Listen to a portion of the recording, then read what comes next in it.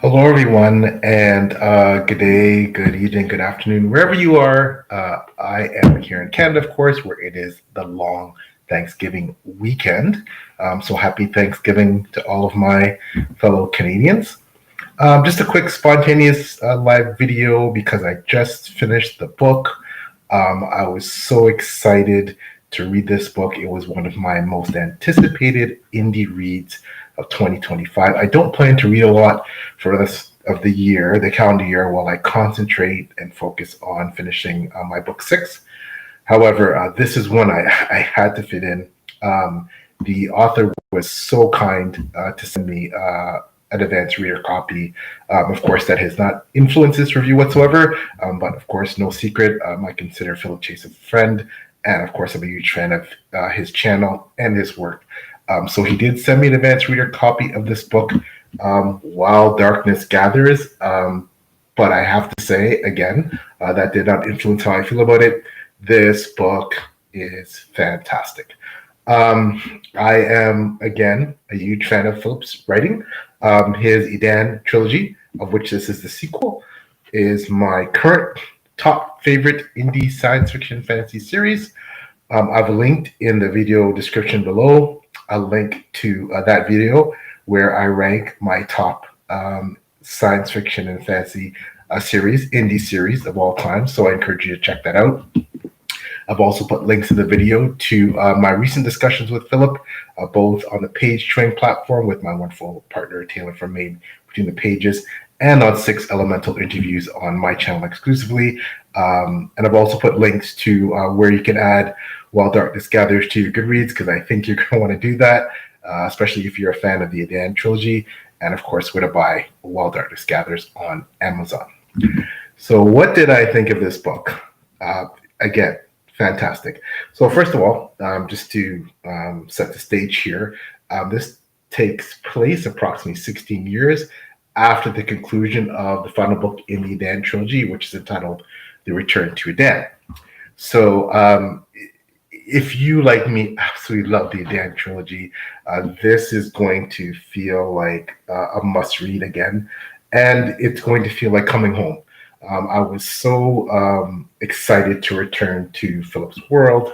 Obviously, because after you've read the Dan trilogy, you'll probably feel a real sense of nostalgia when you read this book and think about all the events that have transpired in the Dan trilogy. But again, there's also the recognition that what's transpired, it's a new world in some ways. The events have shaped what happens in this book. There is, again, that sense of nostalgia and a past that is now distant. So those events in the Dan trilogy are now distant, and look back with a certain amount of nostalgia is the word I'd use. So if you read the Dan trilogy, probably the most burning questions you would have are the survivors from the original trilogy. What's happened to them? Now, this book does introduce a cast of new characters, fantastic characters, but I think a lot of us who are lovers of all things EDAN are going to want to know what's happened to some of our favorite characters that managed to survive the events of the main trilogy. So this book is, I don't want to say that it feels YA, because it doesn't. It's still very adult. And it is a sequel. And we all know that those of us who follow Philip, he is a Tolkien scholar. And he wears his J.R.R. Tolkien influences on his sleeve, I believe. I would say, of course, we never got a proper sequel to The Lord of the Rings. However, and this is a sequel to the EDAN trilogy, I believe this feels a bit more Hobbit to The Lord of the Rings. So this While Darkness Gathers would be like the Hobbit to the EDAN trilogy, even though this is actually the sequel. That's just my feeling about it. So I'm interested to hear what people think, those who have read this book and read the EDAN trilogy. So the main storyline, it's funny. I want to talk a bit about before I talk about the main storyline. I want to talk a bit about the characters. So I mentioned that there are characters that survive the main trilogy that appear in the EDAN trilogy, and it's very interesting to see where they are and what state of mind they're in. But what perhaps is the most interesting thing is to um, see how Philip handled references to the figure that was the Prophet of Edan. And I don't want to spoil the main trilogy for you, and I don't want to spoil this book, but it's interesting to see how Philip dealt with, how the Prophet of Edan was portrayed, what the legacy of the Prophet of Edan is, and it's very subtle. Um, he paints a subtle brush with how he's referenced, and there is a feeling, I think, of reverence for the prophet, and also a sense of melancholy. And Philip is someone, with all the fantastic elements of this book. I think the sense of melancholy that pervades is something that really, really was compelling. Um, but I was curious how that would be handled in this sequel, and it was handled in amazing fashion. So this story, there's a forbidding dragon that is wreaking havoc in this book. So for those of you who like your dragons, you won't be disappointed if you discover the beautiful Philip loves the stained glass motif on this cover. Is beautiful depiction here of a dragon. So yeah, this is absolutely wonderful. So this dragon is causing havoc and is endangering predominantly a kingdom. Now, all is not lost. There are characters in the book who have considerable magical powers and could potentially combat this dragon. However, they are young and they perhaps have not fully come into their powers. And so there is a bit of a conundrum in whether or not these characters are actually capable of combating the dragon, or if that perhaps their powers are so formidable that they should be best maybe left alone. So there's quite a lot going on in this book. There's a lot of the book is centered around a quest. There's this trio of characters, a wonderful. It's not a side quest, but it's a main part of the novel.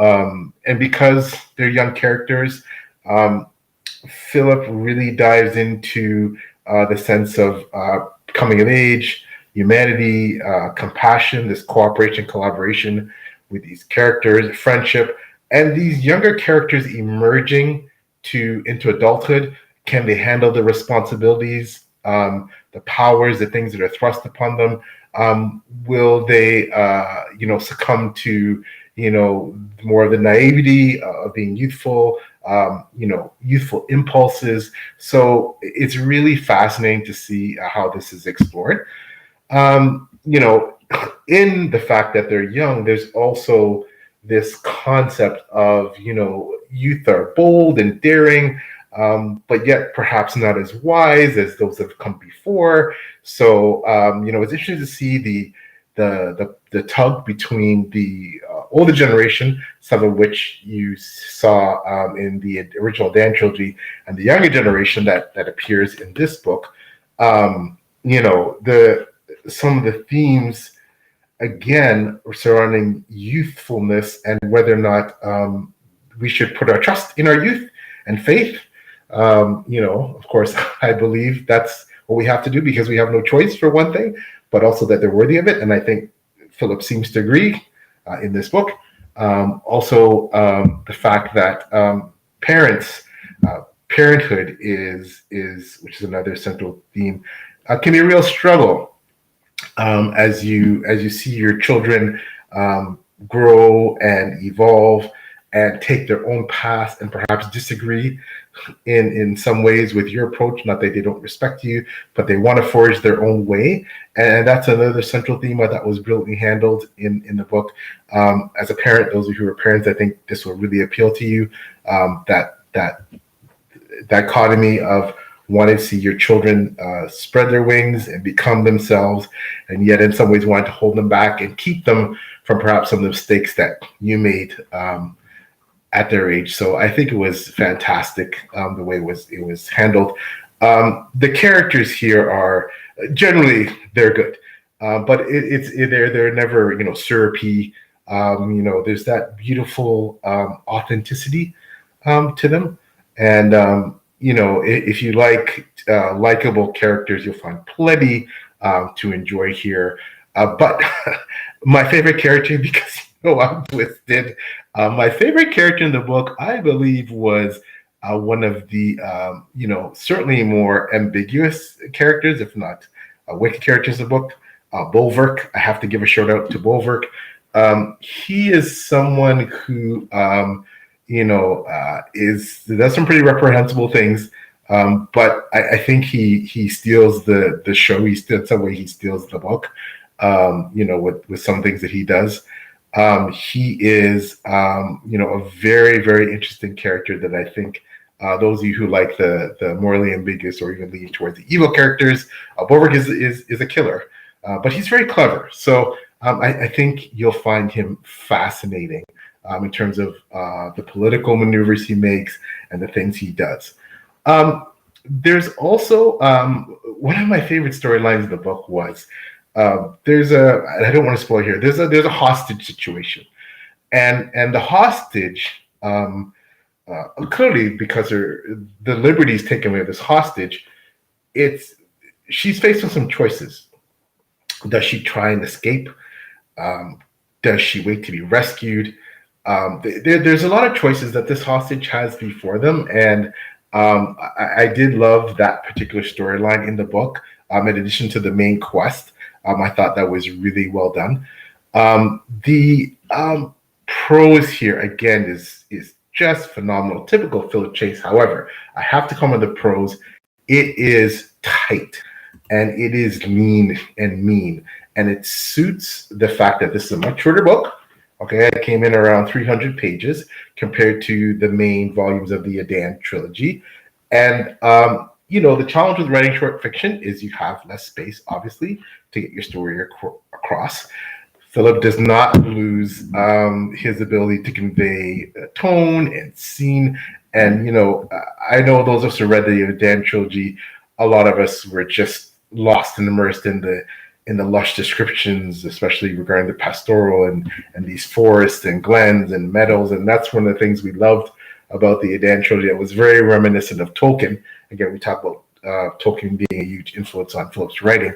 But that it's not to say that it isn't. It's not to say that there isn't great description here, but there is much less exposition. Like I said, the writing is lean, mean, and tight. And it's also a step up. Philip was clearly a brilliant writer. If you've read the EDAN trilogy, you know that. But I think there's even been, that's possible, improvement in his writing. And I think that it reads so smooth. It's fast-paced. It's just a wonderful, wonderful, wonderful compliment to the EDAN trilogy. That's definitely what I consider this, a great compliment. But it's also fantastic to see our writer continue to evolve and step into writing something shorter, because I think it's a different skill, and it takes some real writing chops to convey all the things that Philip did in a much shorter book, and he certainly knocked this one out of the park. So that's my quick review of While Darkness Gathers. This is brilliant. I think it is currently, right now, I've just finished the book. I do need time to ruminate a bit more, obviously, but I have to be frank. Right now, this is a contender for my book of the year. Again, I mentioned at the beginning of the video, I plan not to read a lot more in this calendar year, because I really have to focus on finishing my book 6. But right now, I'm considering 2 or 3 books from my top indie reads of the year, and it's October, folks, so it's not that early. So this is definitely in the running. Again, I'm a huge fan of Philip's work, and this was a spectacular sequel. So if you're a fan of the EDAN trilogy, must read, go out and pick it up. If you're interested in things like the classic fantasy tropes done well and done with a fresh take. And of course, if you love dragons, you love chaotic dragons, check this out. And again, fast paced, tight, beautiful yet evocative writing. Great themes in terms of the youth and the previous generation and how they interact. There's so much to love here. So again, this is a contender for one of my favorite science fiction fantasy indie books of the year right now. And I will see where it comes in at my year-end ranking. So that's my quick review of While Darkness Gathers. Once again, if you're interested in picking it up or adding to your Goodreads, links to that are in the video, as well as links to Philip's channel. Check out his brilliant work there with Dear Dr. Fantasy, etc. All right, everyone. Thanks so much for watching. And again, this is my quick review of While Darkness Gathers.